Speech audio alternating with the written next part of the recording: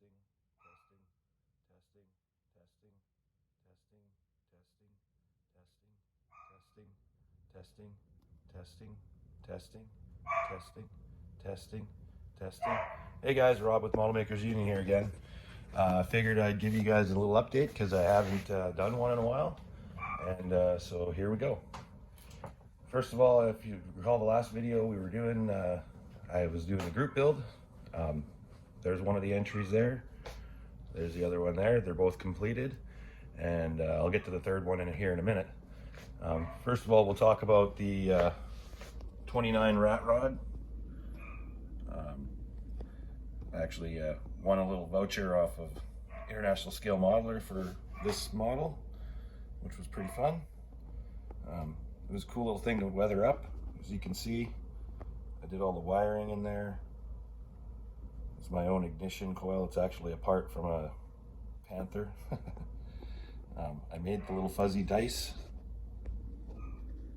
just with some square tubing, filled in the ends, dipped it in some flocking, and then painted the dots with white paint. Tried to make it weathered, but not too weathered. I mean, it is a rat rod, but it's more dirty than anything else. I still have yet to come up with a license plate for it.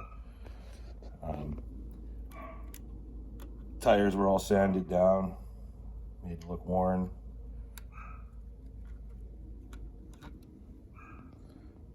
There's a 350.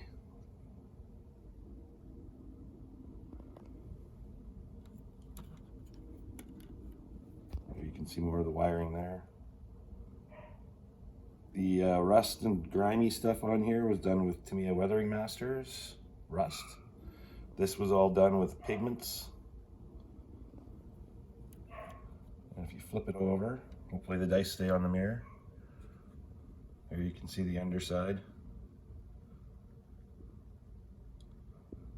Tried to make it look as worn and used as I could.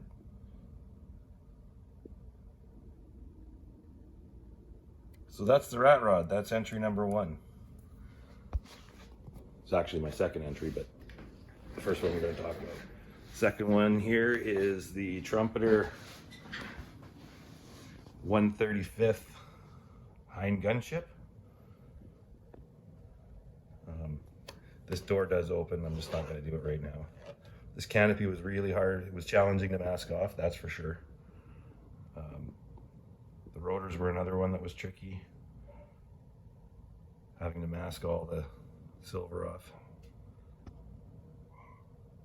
She's fully loaded with weapons. I did push in one of the windows by mistake, but throughout research, I've realized that those windows actually flip up and they can shoot guns out of them, so got to source out an AK-47, I guess. There you can see the paint job. Paint job was all modeled, everything, each separate color was modeled its own way. Kind of like black basing, but not quite.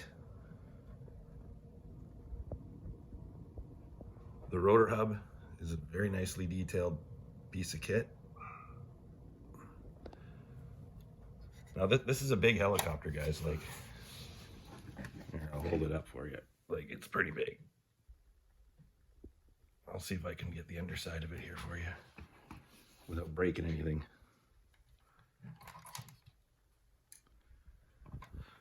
There you go.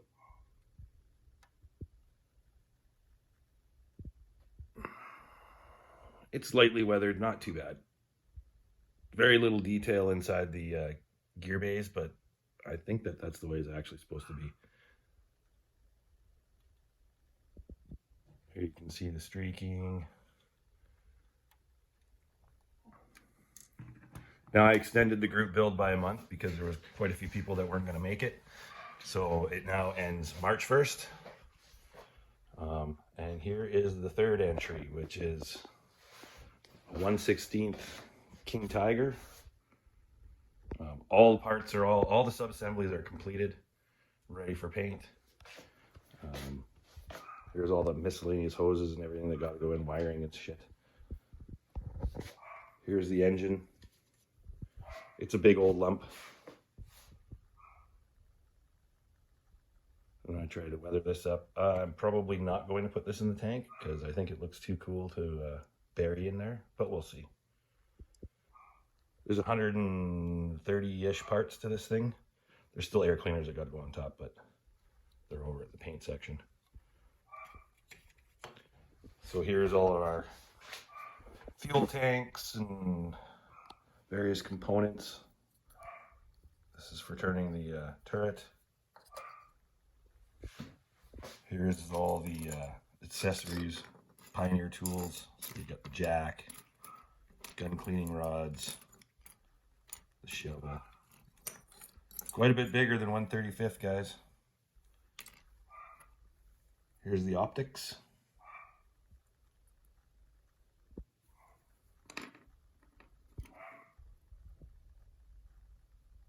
I don't know what that's from. I'll have to figure that out later.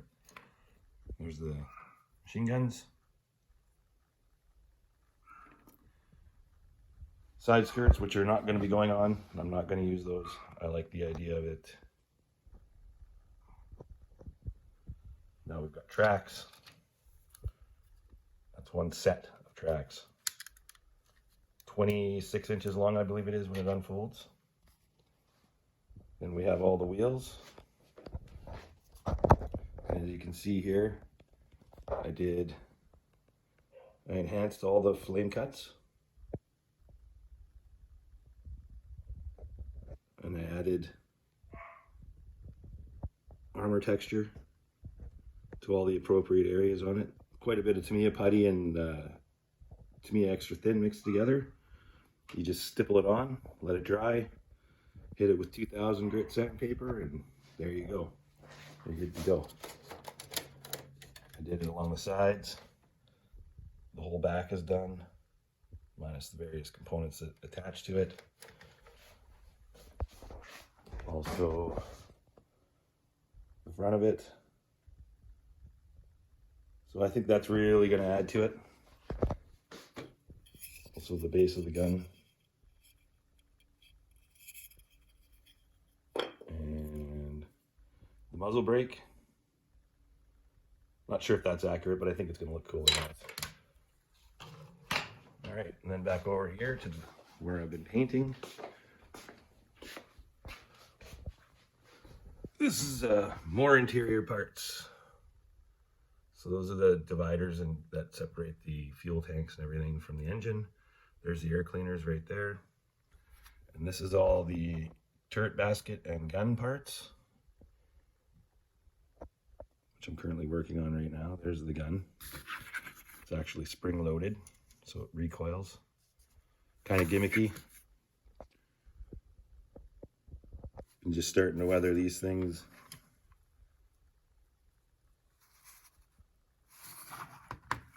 I'm going to keep it a little bright. It's going to be late war, so I'm not going to try not to make it too dirty. This is about the level I'm going to go to. Probably I'll add some more colors and stuff. Yeah, just so you know, like, that's how big the turret is too. It's massive. Got some actuators here. Did those in the Molotow chrome. They look good. Here's the inside of the upper turret. I haven't done any weathering or anything in this yet. Still trying to figure out what I'm going to do with these. I would like to have them so that they're on here. I'm going to make it so that this top of this turret is removable. So you can see, you'll be able to see all the gun breech, all that stuff.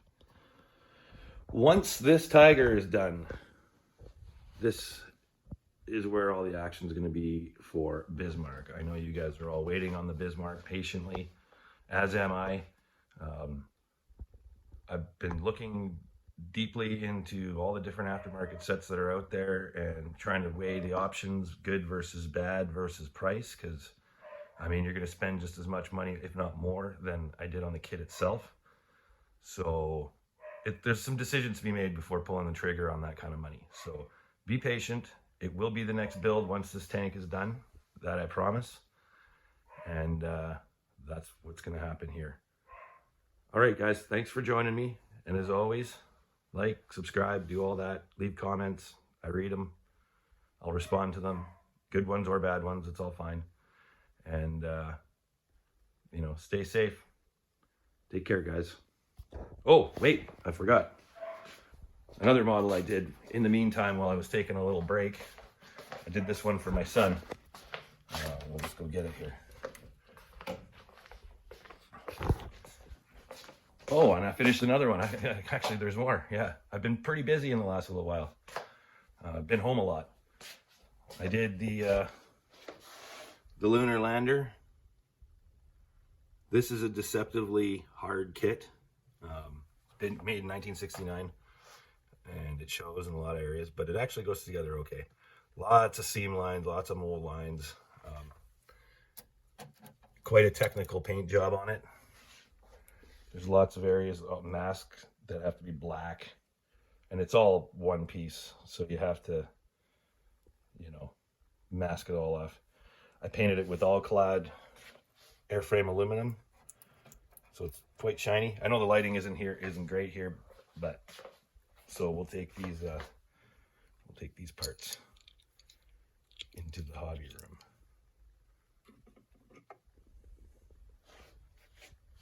Ooh, there's my kid's Saturn V that he got for Christmas. It's a massive set of Lego. All right, yeah, sorry guys. Now I'm kind of rambling, but here we go. I'll give you a little show here.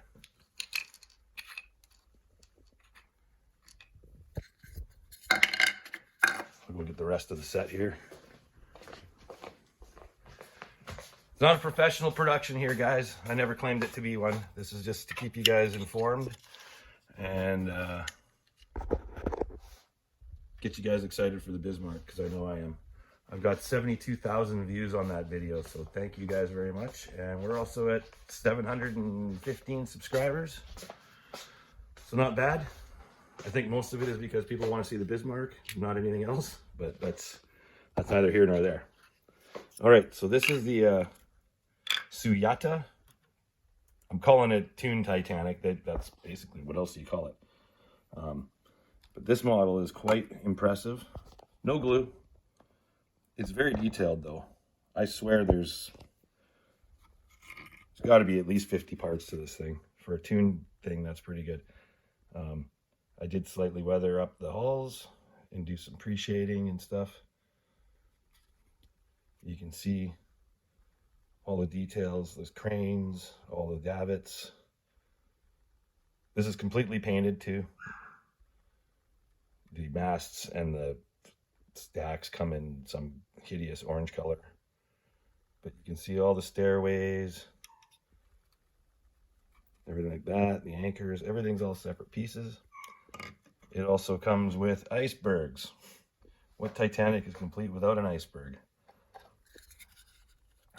Now you can see I made them glossy so they look like ice. It's flat on top. Done with Tamiya Weathering Master Snow. So you get 5 of those chunks. Well, you get a flat chunk of ice. Then also you get a family of seals. 2 of them are named Jack and Rose. That's these 2 right here, according to the box, which is kind of, funny. There's Mom and Pop and the 2 little pups. These were all airbrushed, minus their eyes. Got a new airbrush for Christmas, so I wanted to try it out. Tried to go for the faint spots, which I painted on them after a coat of white, and then dusted over them with gray, which kind of gives you a nice little effect there. They're pretty cute. My boy was very happy. So there you go, guys. There's an update on what's going on in the Model Makers Union workshop. Stay tuned. More to come. I've been pretty busy, and I'm going back to work on Monday, so things may slow down a little bit, so I figured I would do this while I was ahead. All right, guys. Thanks. Take care, and we'll talk to you soon.